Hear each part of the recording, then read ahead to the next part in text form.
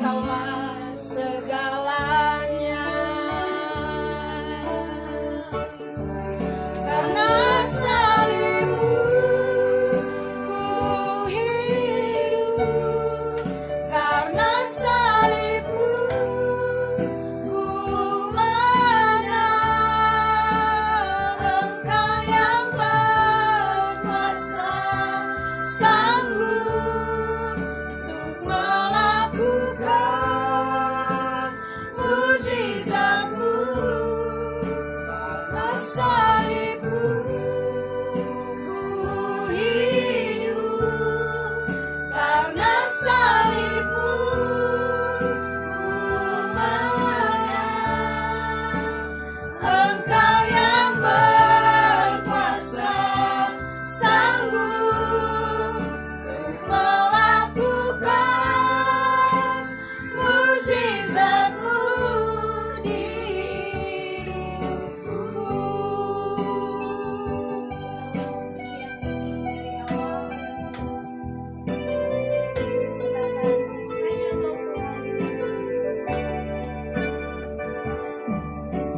Hanya Kau Tuhan di hidup. Kau berikan hidup yang baru. Darah-Mu menyucikan, pulihkan hatiku. Ku nyatakan Kaulah segalanya. Engkaulah sumber pengharapan. Kuasa-Mu sanggup menyembuhkan.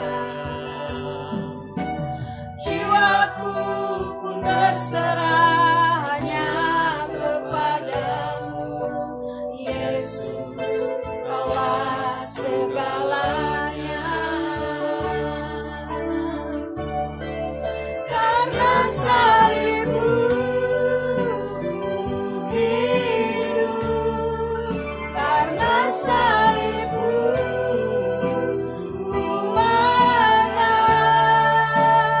Engkau yang berkuasa, sanggup untuk melakukan mukjizat-Mu. Karena salibmu ku hidup, karena salibmu ku menang. Engkau yang berkuasa, sanggup untuk melakukan mukjizat-Mu. Karena salibmu ku hidup, karena salibmu ku menang. Engkau yang berkuasa, sanggup untuk melakukan mukjizat-Mu di hidupku.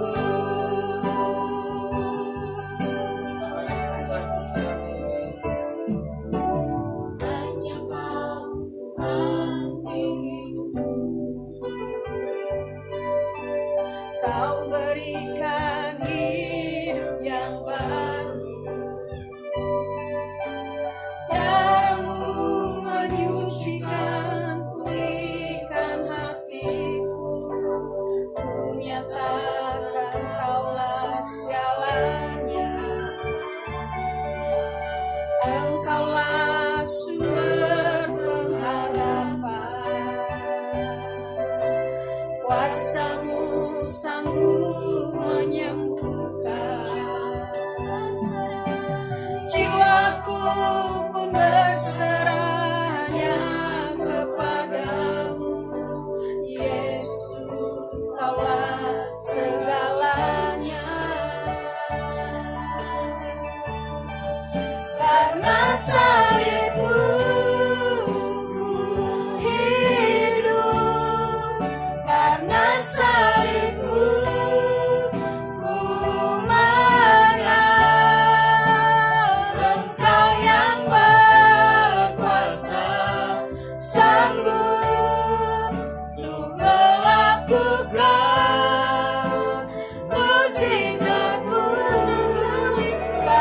salibmu ku hidup, karena salibmu ku menang. Engkau yang berkuasa sanggup untuk melakukan mukjizat. Karena salibmu ku hidup, karena salibmu ku menang. Engkau yang berkuasa sanggup untuk melakukan mukjizat-Mu di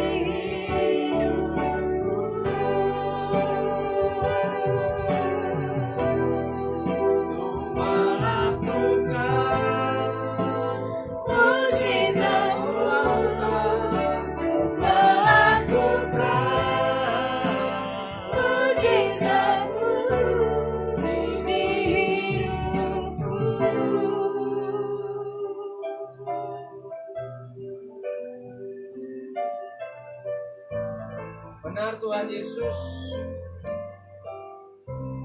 karena salib-Mu kami hidup, karena kuasa-Mu kami memperoleh kekuatan, memperoleh keselamatan, dan jaminan hidup yang kekal. Kami berterima kasih punya Allah yang mengasihi untuk kehidupan setiap anak-anak-Mu yang mau percaya kepada Engkau. Karena kami tahu Tuhan, banyak orang tahu Engkau, banyak orang yang mengerti Engkau, tetapi mereka tidak mau mengenal dan tidak mau mencari hadirat-Mu. Maka Tuhan, kami bersyukur jika waktu ini, masa saat ini, yaitu acara Jumat Agung, di mana gereja-gereja Tuhan yang beribadah walaupun mereka di rumah secara online, kami serahkan dalam kasih Tuhan. Dan biar lewat ini Engkau tahu Tuhan, mana umat pilihan-Mu, mana yang tidak. Kami percaya karena Jumat Agung sangat luar biasa, sangat indah, di mana Engkau harus menyerahkan nyawa-Mu dengan mati disalib. Penderitaanmu yang sangat dahsyat itu menggantikan segala bentuk kelemahan kehidupan kami. Tuhan Yesus, berkati hamba-Mu, berkati umat-Mu saat ini. Karena kami ingin belajar firman Tuhan. Kami tahu firman-Mu pedang bermata dua, sanggup menebus baik yang di daging ataupun yang roh. Begitu pula yang memberitakan atau yang mendengar, sama-sama dikuatkan, sama-sama ditegur daripada Tuhan. Kami percaya kuasa-Mu Kau nyatakan pada saat ini. Kami berdoa jika ada suatu roh-roh yang tidak bisa menerima firman Tuhan, yang mengganggu hati pikiran kami tolak patahkan dalam nama Yesus, keluar pada kami semuanya. Ini waktu-Mu ya Tuhan, kami siap menerima firman-Mu. Berbicaralah dalam nama Yesus, beri kami seorang telinga untuk boleh menerima pelajaran daripada Tuhan, karena kami ingin menjadi seorang murid yang diajar senantiasa. Demi nama Tuhan Yesus kami berdoa. Haleluya, katakan amin. Silakan duduk. Baik, di Jumat Agung ini mari kita sama-sama mau belajar firman Tuhan. Firman Tuhan saat ini yang terambil di dalam kitab Lukas.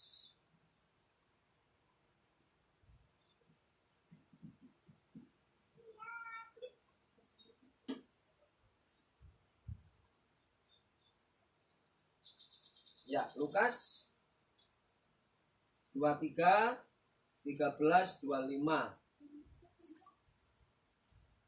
Sudah? Lukas pasal 23 ayat 13 sampai 25. Dan nanti satu ayat 33 kita baca bersama-sama.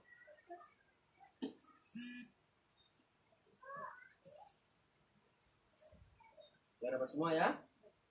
Lukas pasal 23 ayat 13 sampai 25, nanti ketika kita baca bersama. Demikian firman Tuhan. Yesus kembali di hadapan Pilatus. Lalu Pilatus mengumpulkan imam-imam kepala dan pemimpin serta rakyat dan berkata kepada mereka, "Kamu telah membawa orang ini kepadaku sebagai seorang yang menyesatkan rakyat.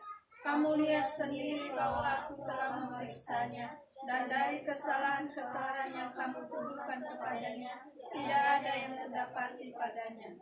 Dan Herodes juga tidak, sebab ia mengirimkan dia kembali kepada kami.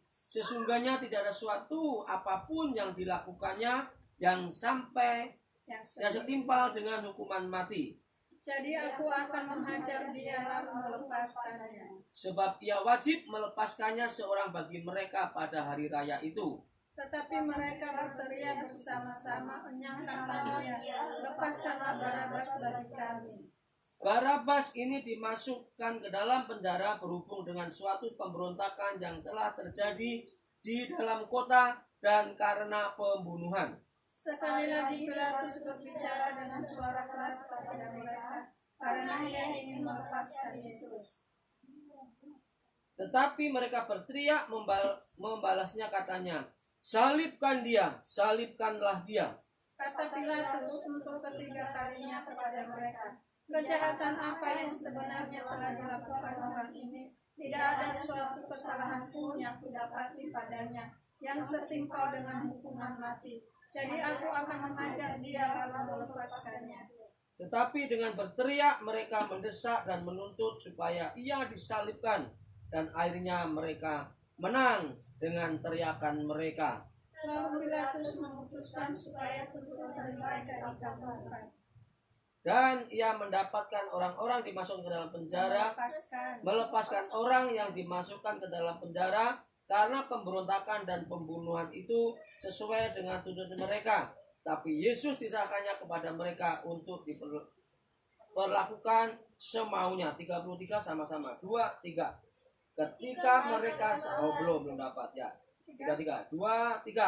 Ketika mereka sampai ke tempat yang bernama Tengkorak, mereka menyalibkan Yesus di situ dan juga kedua penjahat itu, yang seorang di sebelah kanannya dan yang lain di sebelah kiri.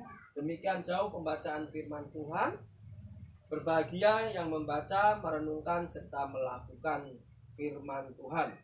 Saudara yang terkasih, tema saat ini dalam Jumat Agung pada tanggal berapa nih? 10. Ya, tanggal 10. Berbagai macam gereja-gereja membuat tema. Tapi tema hari ini GKRI Immanuel menyatakan yaitu Yesus pengganti kita. Ya, temanya Yesus pengganti kita. Di dalam bacaan Alkitab ini, Barabas itu seorang penjahat yang layak untuk dibunuh.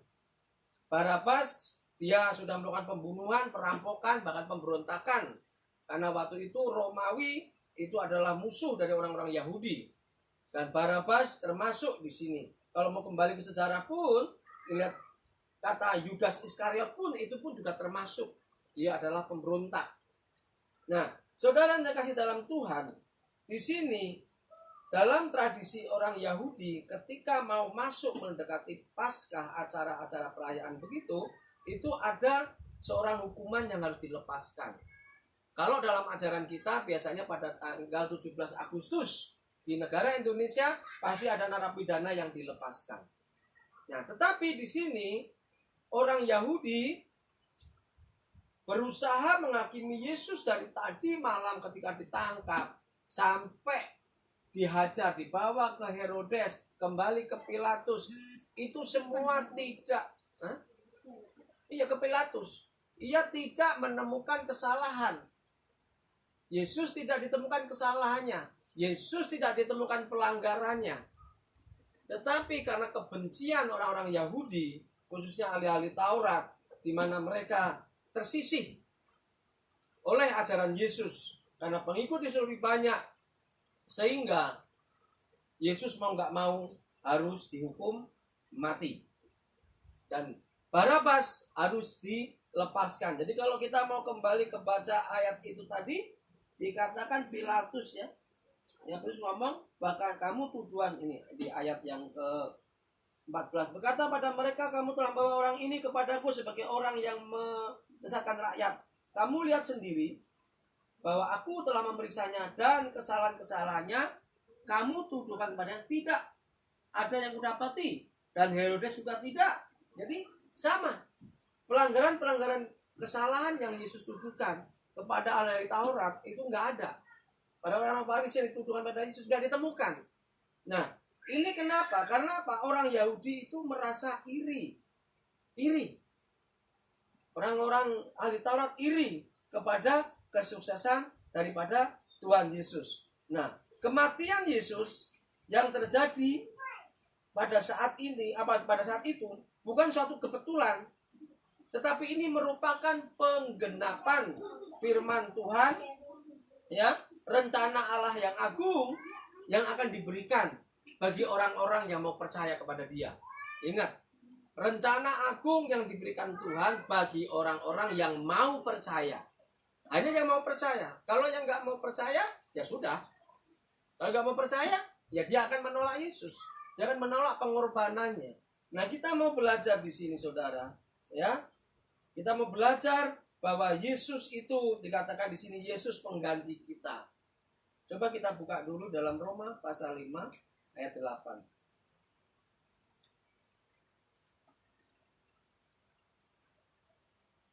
Roma pasal 5 ayat 8. Kita baca bersama-sama. Sudah? 2, 3.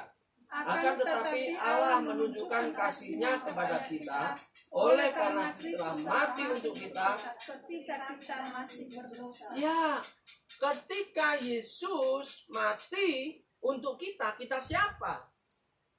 Kita yang mau percaya. Kapan? Ketika kita masih berdosa. Seharusnya yang disalib siapa? Kalau kembali kepada ayat yang tadi, seharusnya siapa yang disalib? Barabas. Tetapi Barabas dilepaskan. Dia seorang pendosa, dia seorang yang bersalah, tapi dibebaskan, dilepaskan. Nah, kalau kepada secara rohani saat ini, kita ini yang berdosa. Kita ini penuh dengan pelanggaran, kita penuh dengan kesalahan, ya kan? Tetapi apa yang terjadi? Yesus yang harus mati di kayu salib untuk menebus segala pelanggaran-pelanggaran kita, segala dosa-dosa kita. Jadi dia mati ketika katanya kita masih berdosa. Jadi Yesus mati bukan kita sudah kudus. Buat apa kalau kita sudah manusia yang sudah benar, manusia yang sudah kudus, Tuhan mencari kita.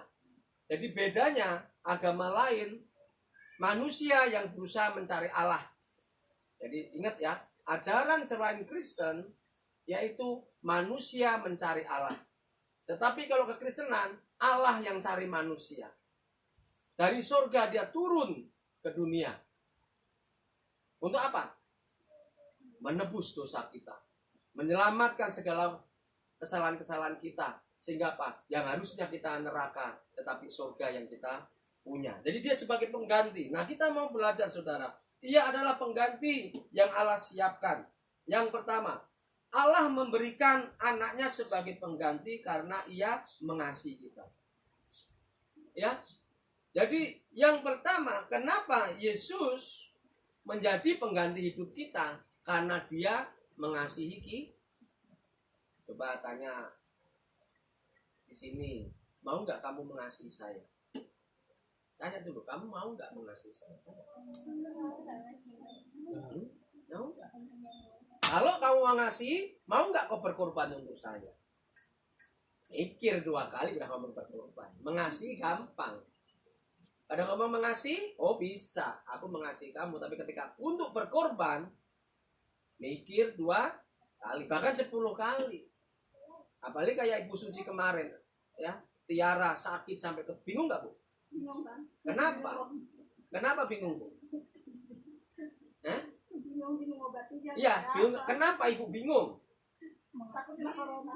Takut kena corona? Enggak. Oke. Kenapa Ibu bingung pertanyaannya? Iya. Karena Ibu Suci mengasihi Tiara. Kalau Tiara sudah anak nggak denger-dengeran, anak sudah nggak bisa diatur, pasti Ibu Suci nggak mau ngurusin. Aku nggak mau ngasihi, mau mati, matilah. Betul nggak? Ya. Jadi kasih itu butuh korban. Pengorbanan. Jadi kalau kamu mengasihi aku, mengasihi engkau, oh gampang. Tapi ketika dituntut untuk berkorban, itu yang sulit. Jadi Yesus sebagai pengganti kita, karena apa? Allah mengasihi kita. Ya, Yohanes 3:16. Kita baca lagi. Yohanes pasal 3 ayat 16. Kita agak baca ayat. Ya. Tapi khotbah hari ini tidak begitu lama, tapi kita mau belajar. Yohanes 3:16. Ayat ini rasanya sudah hafal sebagai anak-anak Tuhan. Anak-anak yang sudah mengakui Yesus, yang sudah mengasihi kita. Yuk, sudah dapat? 2, 3. Karena begitu besar kasih Allah akan dunia ini, sehingga ia mengaruniakan anaknya yang tunggal, supaya setiap orang yang percaya kepadanya tidak binasa, melainkan peroleh hidup yang kekal. Nah, ayat ini ayat pegangan sebagai iman orang yang percaya kepada Yesus. Bahwa Yesus dikorbankan untuk kita karena apa? Karena kasih. Karena kasihnya Allah, kasihnya Bapa di surga untuk manusia. Sehingga dia mengutus firman-Nya menjelma menjadi manusia, ya. Firman-Nya menjelma menjadi manusia. Ini kalau di dalam Al-Qur'an sesuai dengan surat Maryam 19 dikatakan Isa Al-Masih tercipta dari kalimatullah, dari firman-Nya Allah itu sendiri. Ya, kalau kita dikatakan Yohanes 1 ayat berapa? Yohanes 1 ayat 1, pada mulanya adalah firman. Firman itu bersama-sama, firman itu adalah Allah. Ayat 14, firman itu telah menjelma menjadi manusia dan tinggal di antara kita, sehingga kita melihat kemuliaan Bapa. Jadi Yesus itu adalah firman yang hidup, firman yang menjelma menjadi manusia. Jadi kalau saudara kita mengatakan nuzul Quran, ya. Jadi Allah berfirman jadi Quran. Kalau kita nuzul Isa itulah yang kita rayakan dengan Natal, Maulid Nabi Isa alaihissalam. Nah ini, saudara, ini karena kasihnya Yesus, kasihnya Allah kepada manusia, sehingga dia harus turun untuk menyelamatkan kita. Jadi kalau Bapak Ibu Saudara yang kasih dalam Tuhan hanya bilang aku mengasihi engkau itu gampang. Tetapi kasih yang Tuhan ajarkan yaitu butuh pengorbanan. Memang untuk berkorban itu sulit, ya. Orang tua kepada anak itu biasanya pengorbanannya habis-habisan. Tapi kalau anak kepada orang tua, nah itu belum tentu habis-habisan. Belum tentu. Iya. Maka mulai hari ini anak-anak kau juga berkorban untuk orang tuamu habis-habisan. Jangan kayak omongan saya dulu, ya. Karena ibu saya kurang kasih sayang pada saya, dia ngomong begini. Kalau kamu kurang ajar begini, tahu kecilnya, tak pencet kamu. Ya kalau boleh lahir Bu, aku boleh melahir dari perutnya orang kaya, nggak mau lahir dari perutnya ibu. Nah itu tapi terjadi saudara. Jadi apapun dalam hidup kita, yuk kasih itu kita tanam. Karena Yesus sudah, Bapa di surga sudah memberikan kasih kepada kita. Dan kita pun harus tetap memakai kasih itu. Dan kasih itu tidak cuma ngomong kasih, perlu berkorban. Yang kedua, Kristus mati untuk kita semua, suatu bukti bahwa Ia pemberi yang setia. Allah adalah pemberi yang setia. Nah, berapa banyak kita memberi? Ayo, berapa banyak kita memberi untuk Tuhan? Oke lah, kita hari Minggu ibadah, ya kan? Jumat Agung mungkin walaupun gak ke gereja, tetap aku ibadah. Memberi toh? Tapi Tuhan katakan Ia adalah pemberi yang setia. Nah, pemberi yang setia Tuhan menginginkan. Kita baca dulu dalam Roma 8 ayat 32. Yesus pengganti buat kita, di mana Bapa mengasihi kita, Dia sebagai pemberi yang setia. Sudah dapat? Sudah? Roma 8 32. 2, 3. Ia yang tidak menyayangkan anaknya sendiri, tetapi yang menyerahkannya bagi kita semua. Bagaimana mungkin Ia tidak mengaruniakan segala sesuatu kepada kita bersama-sama dengan Ia. Yang tidak menyayangkan, kata menyayangkan itu berarti setiap saat. Dia tidak menyayangkan anaknya. Untuk apa? Tetapi yang menyerahkannya bagi kita semua. Untuk apa? Menebus dosa kita. Bagaimana mungkin ia tidak mengaruniakan segala sesuatu kepada kita bersama-sama dengan dia?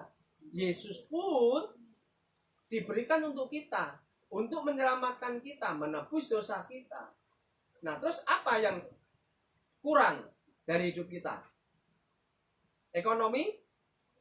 Minta sama dia. Kesehatan? Minta sama dia. Dia pemberi yang setia. Cuman seringnya kita kan nggak pernah. Sudah mentok baru datang doa. Udah kiri kanan sana sini dan nggak bisa. Udah nangis pun air mata habis. Baru datang kepada Tuhan. Rugi. Makanya segala sesuatu andalkan Tuhan. Dia adalah pemberi yang setia. Yesus aja diberikan. Masa kehidupan kita, kebutuhan-kebutuhan kita. Apalagi saat ini kita melihat krisis ya. Kemarin saya tanya soal mie aja, 3.000 mie. 3.000 Ibu ya? Masih 2,5. Baru sana, saya kemarin beli 3.000 tuh mie. 3.000, wah lumayan juga gitu. Dan belum pernah beli kardus. Saya tanya, sekardus 96.000. Saya pulang rumah Evan bilang, masih murah ya? Masih murah. Maksudnya masih murah? Saya hitung itu, oh iya 100.000 ya, isinya 40 100.000. Ya, dipikirnya pedagang kali ya. Ya, tapi segala sesuatunya saat ini kita melihat hal yang poinnya naik. Tapi ketika percaya, Yesus sanggup menolong kita. Dia sanggup mencukupkan kebutuhan-kebutuhan kita. Dia memberi. Ya, ingat dia pemberi yang setia. Jadi kalau Tuhan Yesus memberikan Yesus pun, Bapa memberikan Yesus untuk kita, masa kebutuhan kita tidak dia beri? Ya, ini sering sekali orang Kristen mengeluh, wah aku begini. Wah, iya, karena apa? Dia nggak mengenal Allahnya dengan benar. Kalau mengenalnya dengan benar, Tuhan tolong. Ya, sedikit kayak kemarin saya bersaksi, jadi dapat beras gitu. Nah, habis dapat beras, saudara, ada orang WA lagi, Pak Jo, ada berkat sedikit, oh haleluya. Ditransfer saudara. Ada gitu. Jadi kadang-kadang berpikir, karena kamu pendeta, bukan karena saya pendeta, bukan. Ada cara Tuhan untuk menolong setiap umatnya. Caranya sendiri-sendiri, kita nggak tahu. Jadi Tuhan selalu akan memberikan yang terbaik untuk kita. Yesus pun itu yang paling baik diberikan kepada kita. Apalagi hanya karena kebutuhan kita. Kecil gitu. Ya. Kecil. Ngomong sama kiri kananmu, kebutuhanmu itu kecil. Kebutuhanmu kecil. Kan kecil. Kecil. Ya, kalau dibikin jadi besar, betul Bu. Kalau kebutuhan kita pikirin jadi besar. Saya aja waktu pertama kali pindah ke sini aja mikir, waduh, dulu pertama kali pindah tuh 240.000 pertama kali tinggal di sini. 240.000. Bisa nggak saya nyukupin? Anak masih sekolah 2, bisa nggak nyukupin? Belum untuk makan. Itu saya kalkulasi, tapi saya mulai nyerah Tuhan. Ternyata Tuhan cukupkan terus. Jadi kayak eta salon pas. Ketika godek pegel pas, ada salon pas. Ya kan? Pas mata sepet pas, ada yang bening-bening. Itu ada eta salon pas di TV seperti itu kan. Jadi Tuhan selalu memberikan pas tepat pada waktu yang kita inginkan gitu. Jadi Tuhan itu adalah pemberi yang setia.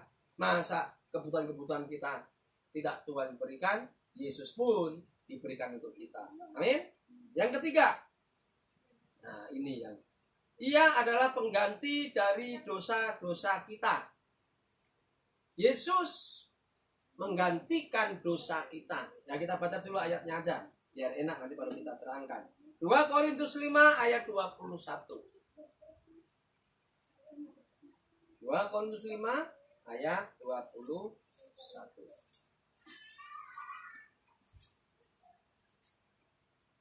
Sudah dapat?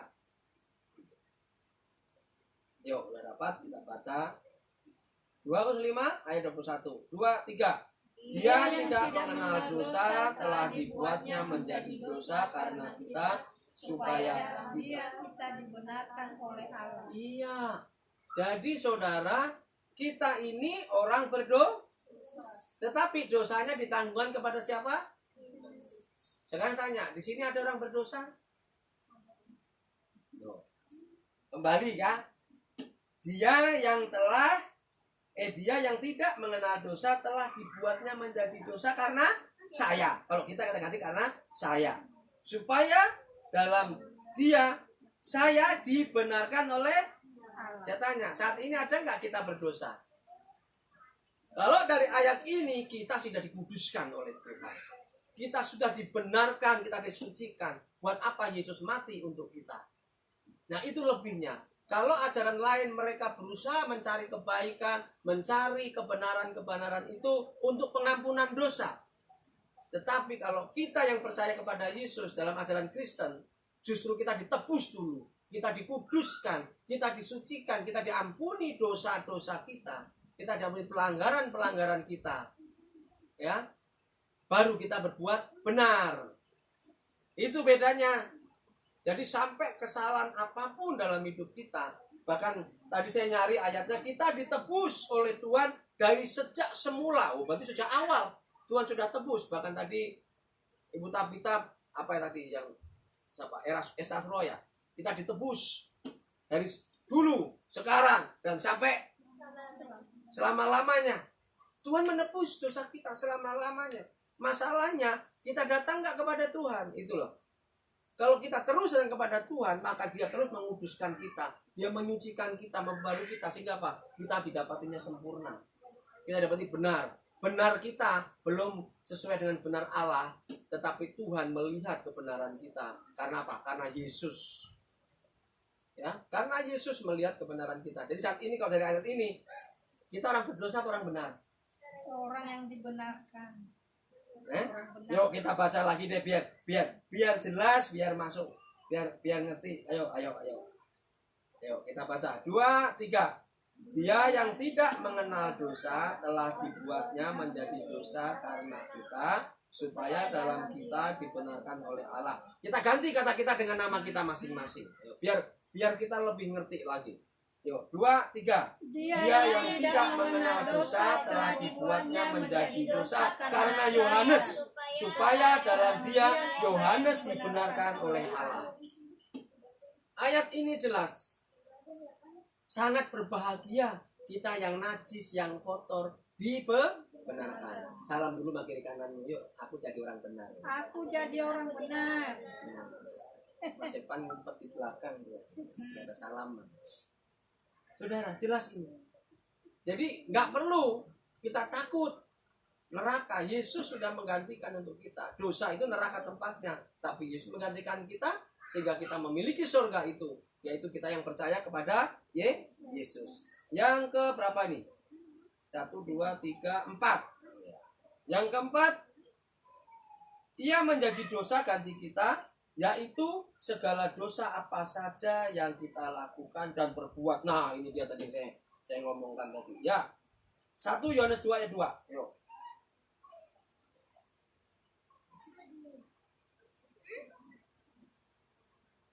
Ia menjadi dosa ganti kita, yaitu segala dosa apa saja yang kita lakukan. 1 Yohanes 2 ayat 2. 1 kitab belakang. 1 Yohanes, bukan Yohanes, 1 Yohanes. 1 Yohanes 2 ayat 2.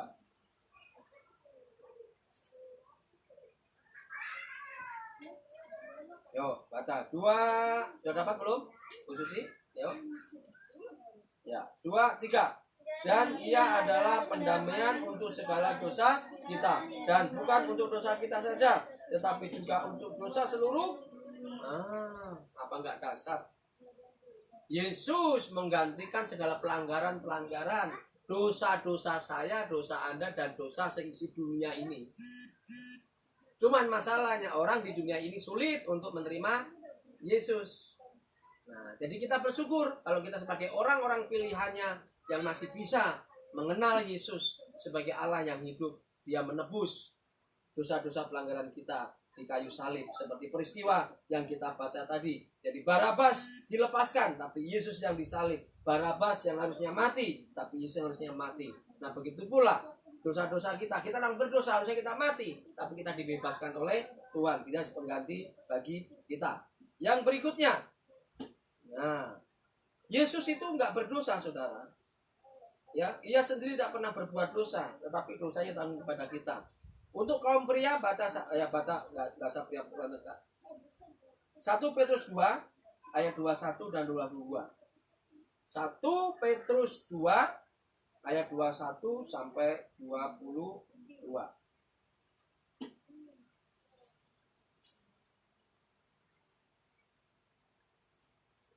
Ya, sudah. 2, 3.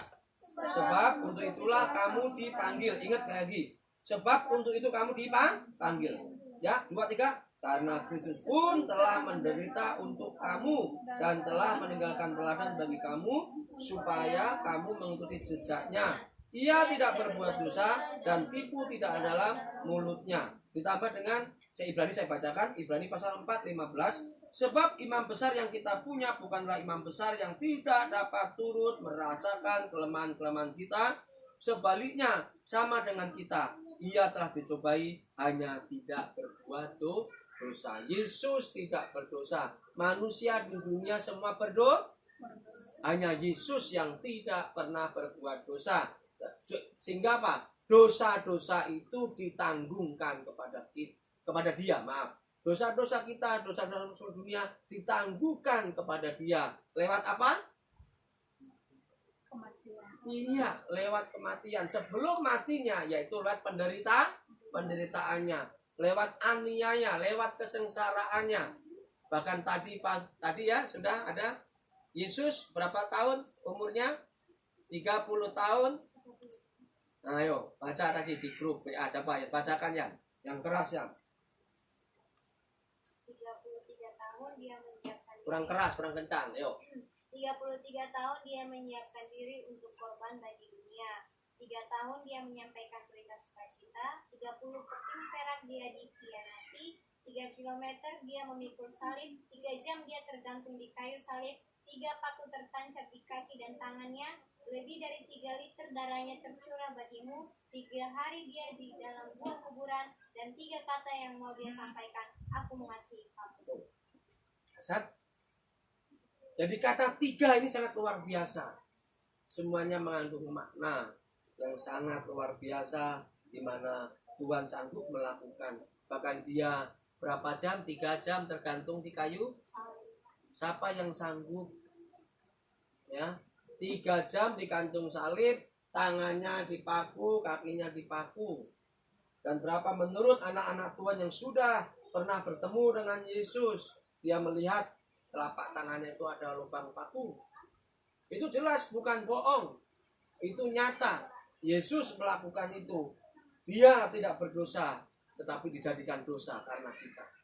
Ya, dia dapat pencobaan, dapat tantangan, tetapi tetap hidup dalam kebenaran.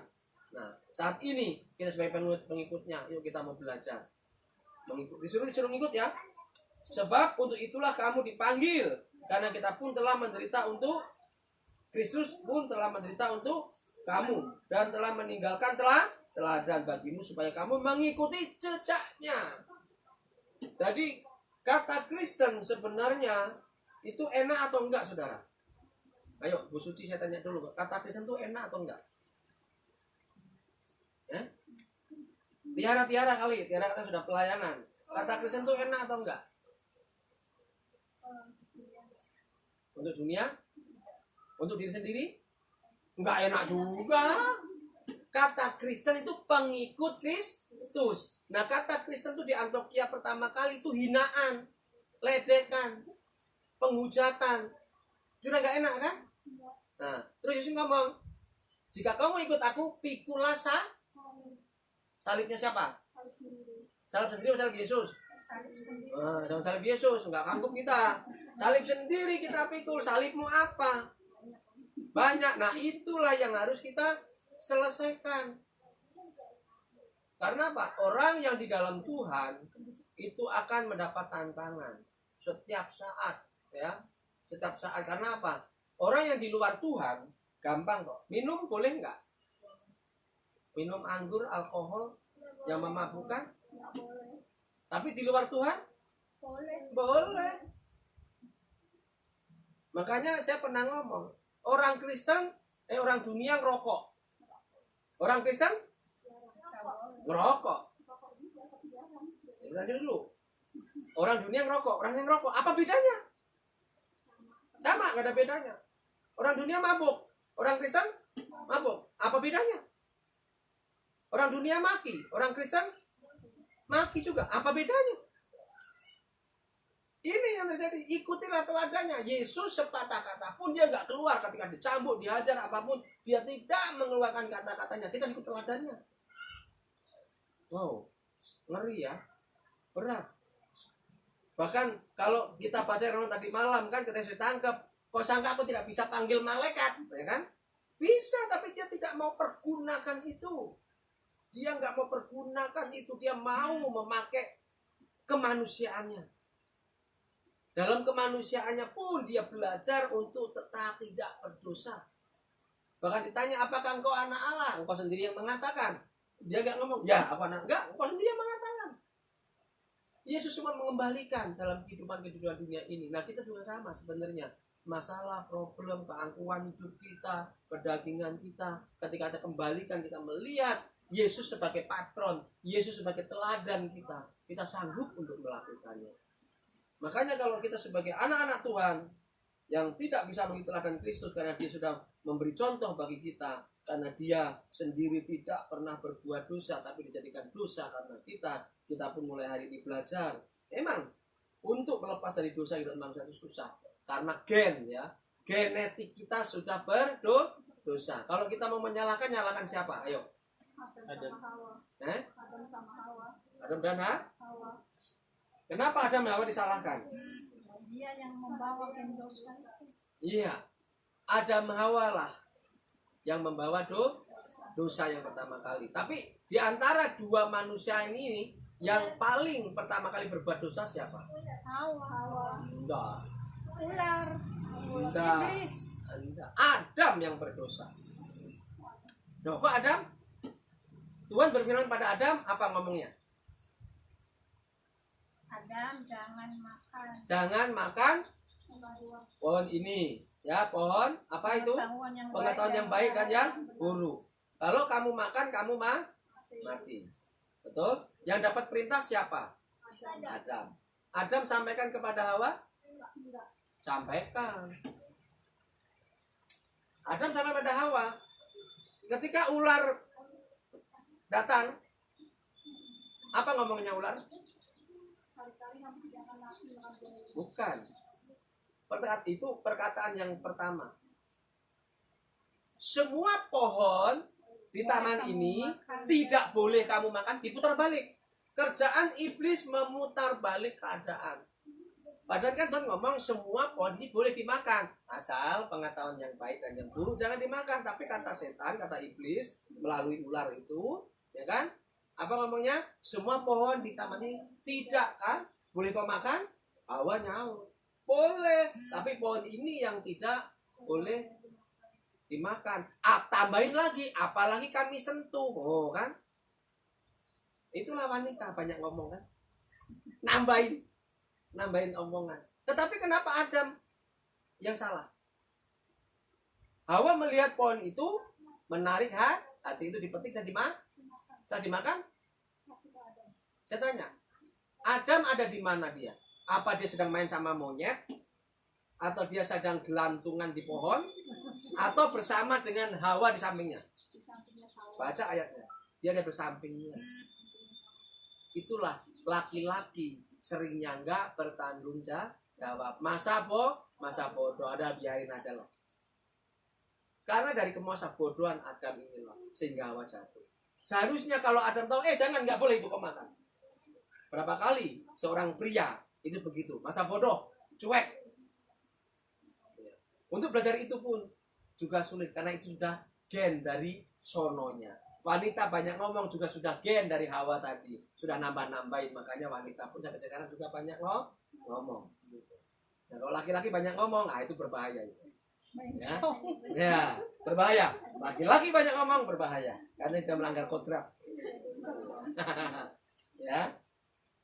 Yang berikutnya, ya. Di sini kan ia adalah pengganti. Sekarang yang terakhir, kata terakhir udah paling enak ya. Di dalam Galatia pasal 3 ayat 13. Ia adalah pengganti bagi segala kutukan yang harus kita tanggung. Ya.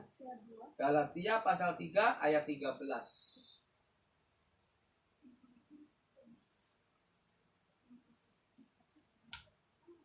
Ya, sudah dapat, kita baca sama-sama. 2, 3.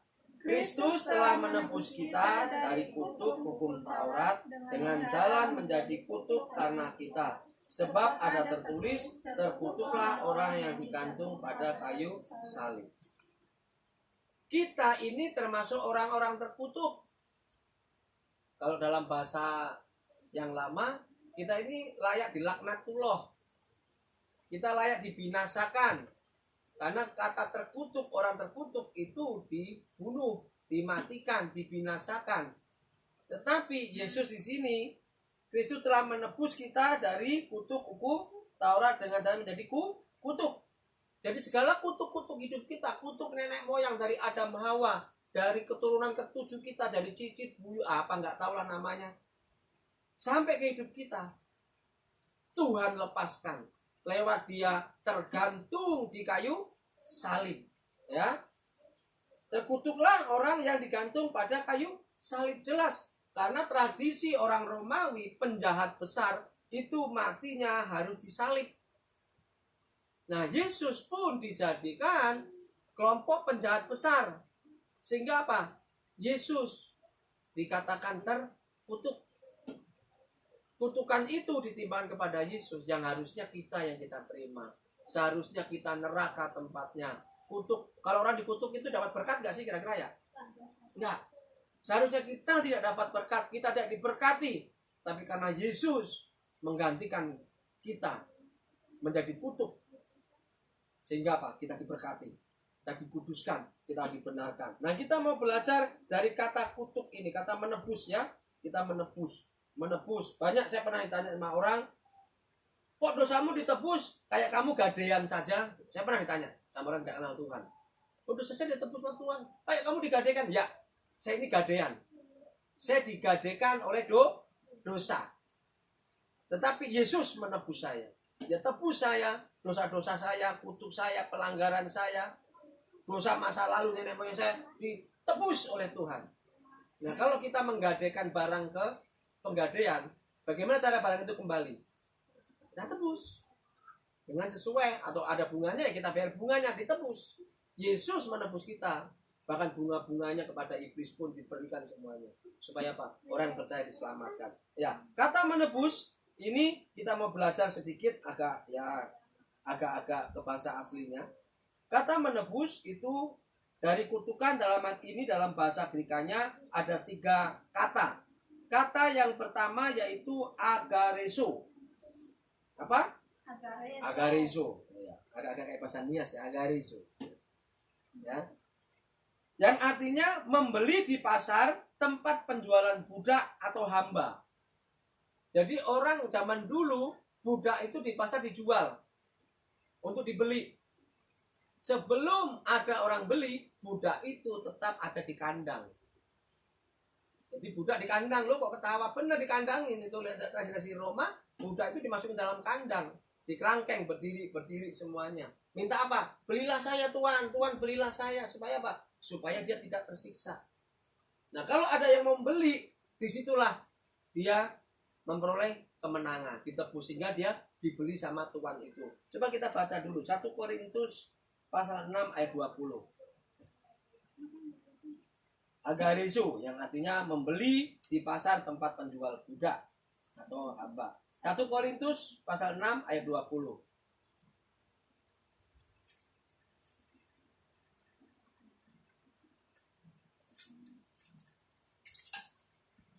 Sudah? 2, 3. Sebab kamu telah dibeli dan harganya telah lunas dibayar. Karena itu muliakanlah Allah dengan tubuhmu. Ya, kita sudah dibeli oleh Kristus. Dibeli dari iblis. Jadi harganya lunas, nggak pakai nyicil. Bahkan ada yang kalau lihat-lihat lucu itu, saya terima nikahnya dibayar dengan mas kawin, utang. Saya ketawa. Waktu itu ada yang di Palembang benda jepit. Benda jepit. Kan. Lucu juga gitu. Tapi Yesus menebus kita lunas. Dengan darahnya. Dia tebus dengan darahnya, dengan mati di kayu salib. Bebas, beres. Jadi kita sudah lunas. Itu kata agareso, ditebus itu dibeli dengan lunas. Yang kedua, azagoraso. Azagoraso. Azagoraso artinya membeli dan membawa keluar dari pasar perbudakan sehingga tidak menjadi hamba lagi. Jadi sudah dibeli, dikeluarkan dari pasar perbudakan. Ya, di Indonesia puji Tuhan nggak ada pasar budak. Tapi kalau dalam tradisi Romawi dulu, tradisi Yahudi, bahkan tradisi orang Arab pun ada namanya budak. Nah, kalau budak, kalau di tanah Arab sampai sekarang budak itu masih ada. Ya, tapi Timur Tengah sudah nggak ada. Timur Tengah sudah nggak ada orang budak. Karena semuanya sudah harus merdeka. Jadi perbudakan itu sebenarnya tradisi dari zaman-zaman lama, gitu, ya. Coba kita buka dulu Galatia 3 ayat 13. Agak azagoraso.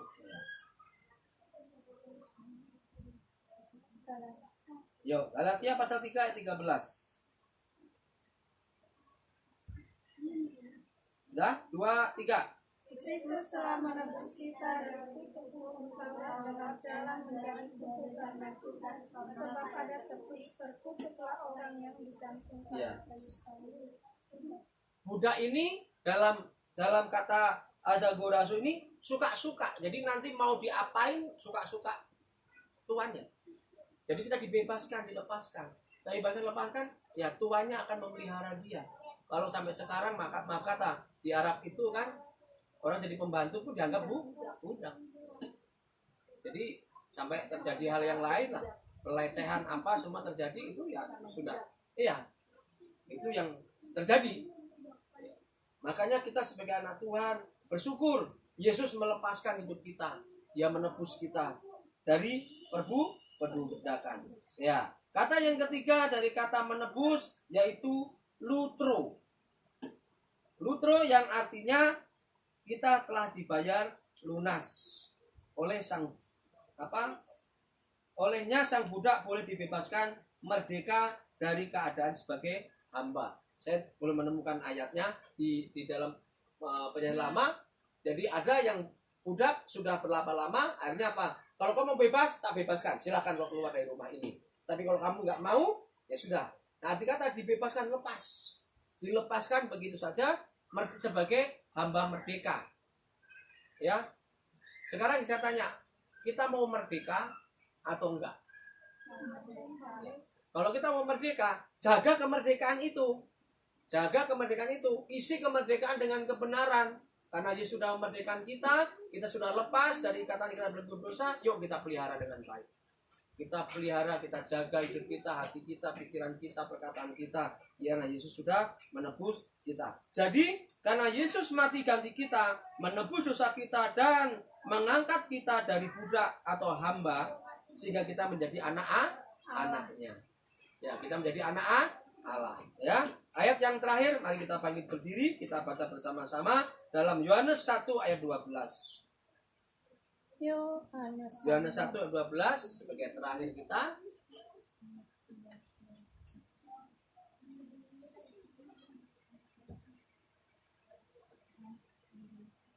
Sudah? Oke, Yohanes 1:12 sama-sama. 2, 3. Tetapi semua orang yang menerimanya diberinya kuasa supaya menjadi anak-anak Allah, yaitu mereka yang percaya dalam namanya. Jadi setiap kita yang sudah percaya kepada Yesus, kita jadi anak Tuhan, tidak jadi budak dosa lagi. Yesus menggantikan hidup kita supaya kita selamat. Mari kita bersukacita untuk kasih-Nya yang diberikan kepada kita, yang memiliki Allah yang dasar, yaitu Yesus Kristus Tuhan kita yang sudah menebus segala pelanggaran dan dosa-dosa kita. Amin. Kita berdoa. Kami bersyukur ya Bapa untuk firman Tuhan yang sudah kami dengar pada hari ini, di mana Engkau Tuhan menggantikan hidup kami, orang yang berdosa, orang yang kena kutuk, orang yang kena tulah, bahkan kami hidup dalam perbudakan dosa. Kami bersyukur punya Yesus yang luar biasa. Engkau melepaskan kami, Engkau membebaskan kami, sehingga Kau selamatkan kami. Sehingga hidup kami mulai hari ini, kami sebagai umat anak-anak Allah yang benar, anak-anak Allah yang dikuduskan, anak-anak Allah yang mau belajar untuk mengikuti kehendak Tuhan. Karena Engkaulah menjadi teladan kami, maka kami mau belajar teladan daripada Tuhan. Ampuni Tuhan, jika ada masih kekurangan, kesalahan dalam perkataan, dalam pikiran, dalam tindakan kami, pandangan mata kami yang tidak berkenan kepada Engkau. Perbarui kami, sehingga kami Kau dapati sempurna, kudus, tak bercacat celah pada kedatangan-Mu yang kedua kali. Kami berterima kasih Tuhan, untuk korban-Mu yang luar biasa, korban-Mu yang dahsyat, karena salib-Mu kami hidup, karena salib-Mu kami menang, karena pengorbanan-Mu Engkau menebus hidup kami dari lumpur dosa, sehingga kami menjadi umat-umat-Mu yang dibenarkan di dalam Engkau. Terima kasih Tuhan, kami bersyukur. Ini doa ucapan syukur kami yang sudah kami naikkan dalam nama Tuhan Yesus dalam hidup. Kami sudah berdoa seraya mengucap syukur. Haleluya. Amin. Silakan duduk. Shalom Elohim. Alaihi Shalom.